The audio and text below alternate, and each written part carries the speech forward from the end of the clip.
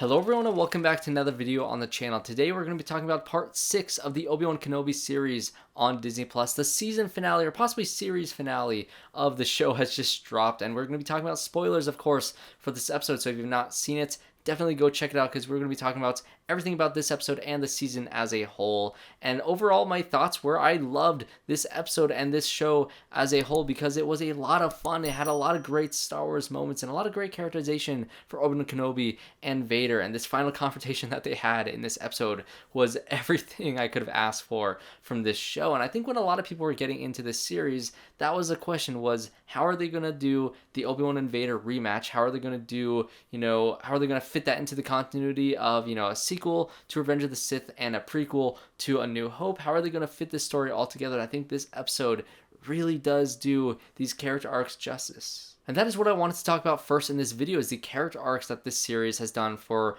all the characters involved, mainly Obi-Wan and Vader. I want to talk about Vader first because he's a very hard character to write for, because for one, he can only present himself in certain ways. He can't maneuver around too well. He can't, walk into a room and spill out his soul and all his feelings that he can with the Grand Inquisitor like Obi-Wan can do with Leia. Obviously he can't do those certain things, so they've been really characterizing him with where Anakin was at the end of Revenge of the Sith as Darth Vader to where he was, at the beginning of A New Hope, in that version of that character. And I think him being so dead set on finding Obi-Wan throughout the show has been a really interesting journey to follow him through, because it does feel like it was Anakin. And I think, people complaining about not seeing Hayden Christensen a lot in flashbacks, I love that we got that in the last episode, but I've always had that mindset where I know it's Hayden Christensen inside that suit as Vader, and so I can really see his mannerisms, how he's presenting himself as a physical actor in this series. Has been a lot of great stuff involved in it, especially when you get this episode with the rematch of the century. Great to see Anakin behind that mask in this fights, and tying back to the flashbacks in the last episode of Anakin always having to prove himself to his master was his overall downfall. And I think that is his arc in this show, because that's how he was in the past, that's how he still is at the beginning of this show, because he wants to find Obi-Wan so badly, because he wants that rematch. Vader, more so than anything else, wants to fight Obi-Wan, wants to take Obi-Wan out in the way that Obi-Wan did to Anakin all those years ago. Even in the third episode, which I love that they had an initial confrontation where Vader dragged him through the fire. That was great because it really does set up his mindset in this show, which is so blinded by the presence of Obi-Wan that he's not that Vader that we see in A New Hope when he says that he was, what he was the learner, but now he is the master, because he has not gotten over that fact of proving himself just yet. And at the end of this episode, once Vader says that Obi-Wan means nothing to me, that is his arc in this show, because he's so blinded by Obi-Wan going after this fight. He even lets go this ship of people that he can stop and capture all these people, that kind of snuffs out part of the beginning of the rebellion that is grown in throughout these next 10 years of storyline that creates, A New Hope. And rather than pursuing that, Obi-Wan is smart enough to lure Vader over, because of course Vader's going to want to fight Obi-Wan. That is his biggest weakness. In terms of Obi-Wan's arc throughout the show, I love the fact that they started very Last Jedi with the show, with the first episode being a very grumpy and curmudgeon-y Obi-Wan that has shut himself off from the Force, that has blocked himself off.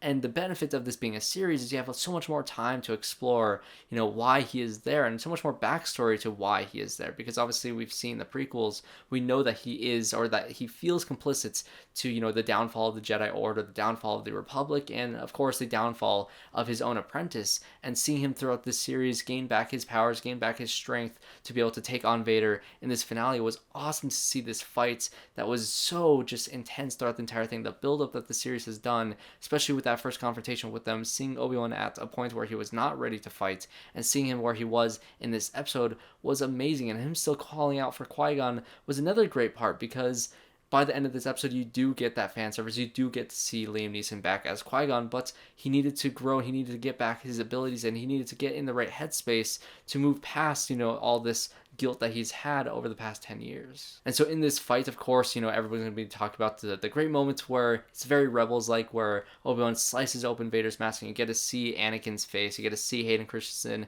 behind the helmet, you get to hear Anakin's voice mixing with James Earl Jones's voice, which is amazing to hear, by the way. That entire sequence was awesome to see this fight end in this way.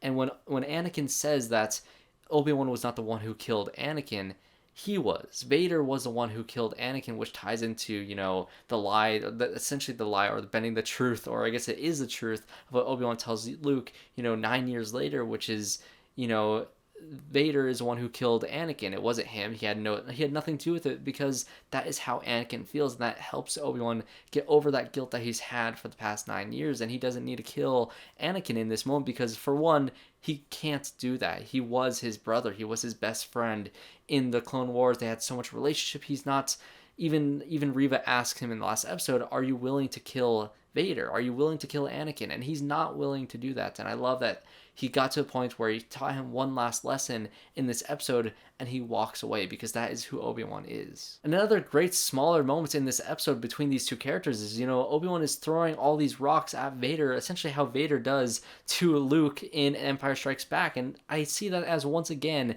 Vader learning a lesson from his master, because he takes those moves that he lost to Obi-Wan all those years ago and he uses it against Luke, which is a great little piece of whatever you want to call it, nostalgia, fan service, whatever you want to call it. Even Obi-Wan does his little, Jedi pose at the beginning of the fight, which is awesome to see. All this great, little fan servicey moments, like, of course, seeing Qui-Gon, like, Obi-Wan saying hello there to Luke at the end of this episode. So many great moments in this series that has been built up to this episode that I really, really did enjoy. And I think I could say my biggest flaw with this series as a whole was a lot of these side characters that weren't, Obi-Wan, Vader, and Reva. They didn't have, as much of depth in their character arcs, because this does feel like one condensed, or one really long movie. It's a show condensed into a 4.5-hour film, which, for one, when you watch it all together, it flows wonderfully together and does feel like a long movie.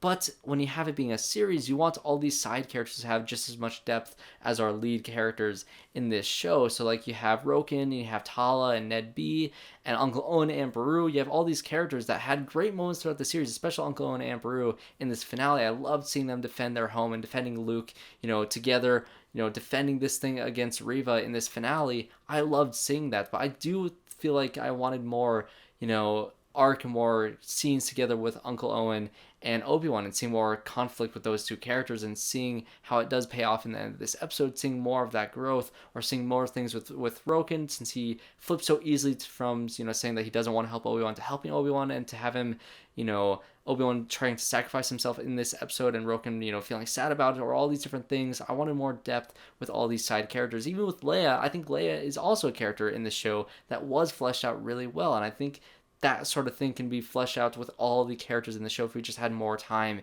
in each episode. Which, with Leia, I love the fact that she left Lola with Obi-Wan. I thought that was a very cute moment. And seeing, Obi-Wan come after he had defeated Vader on that planet, he comes to bring Lola back to her. I loved seeing her in that, OG outfit that she has in A New Hope. That was really cool to see, and just that relationship between Obi-Wan and Bail Organa, and how it really does feel like there was so much closure with these two characters, and that relationship that was grown between Obi-Wan and Leia was wonderful throughout this entire thing. And I really do buy the fact that Leia, cared so much about Ben Kenobi, and that secret that they have to keep of them, not revealing that they had this entire adventure. I think that also makes sense with Leia's message, and they just tied it together really well with A New Hope, and even beyond that with the sequel trilogy with, Leia naming her son Ben. I feel like that is a connection that maybe does actually mean something. Maybe Leia did name Ben Solo after Ben Kenobi. I think that'd be a really cool thing. I think that this relationship that they had throughout this entire show really does lend to that idea, and I love that.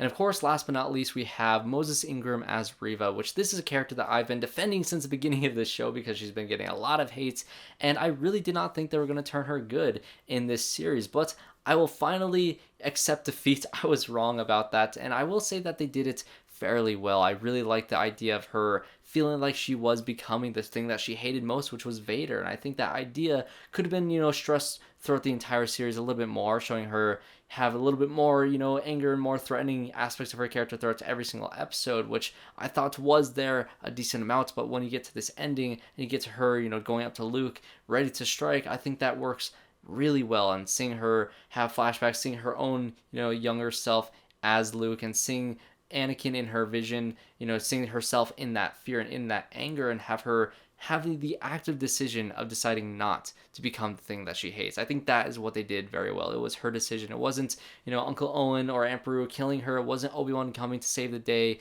to stop her from killing Luke. It was her decision to do that, which I think showed a lot of growth and showed a lot of, different conflict that she had within her character throughout the entire thing, that I think when you do watch this whole thing as a whole, as a movie, it does flow really well and it does work really well as her arc. And I love her motivations, especially when it's spelled out in the last episode that, she hated Obi-Wan because she felt that he was complicit, which is why, she goes after, Uncle Owen and after Luke in this episode, because, she couldn't defeat Vader. She hated Vader more than she hated Obi-Wan and hated the Jedi Order, but because they also left her alone and because she now knows that she can't hurt Vader himself because she has no chance against him, she's going to go after the things that she can go after, which is, potentially going after the children of Vader, going after, people that Obi-Wan cares about, trying to hurt them in that way. And I think one issue that I have, or not necessarily issue, but one question I have is now that she knows that Vader has children, that knows that Luke is Vader's, child, that is Anakin's son, how does she deal with this secret? I know she's going to keep the secret, obviously, because the secret doesn't get out until Vader knows later on in Empire Strikes Back, but this entire thing of her knowing, I feel like she would have needed to die with that information in order for things to make sense. But maybe they'll go into season 2. Maybe Reva will be a part of that season. I did like that final talk that Obi-Wan had with Reva, saying that they're both free now because they're no longer under the pressure, under the guilt, and under the, shadow of Vader. They're now free from that. And so where do they go from here? Will there be a season 2 where we get to Obi-Wan, convening with Qui-Gon now that he has earned that ability to be able to see Qui-Gon?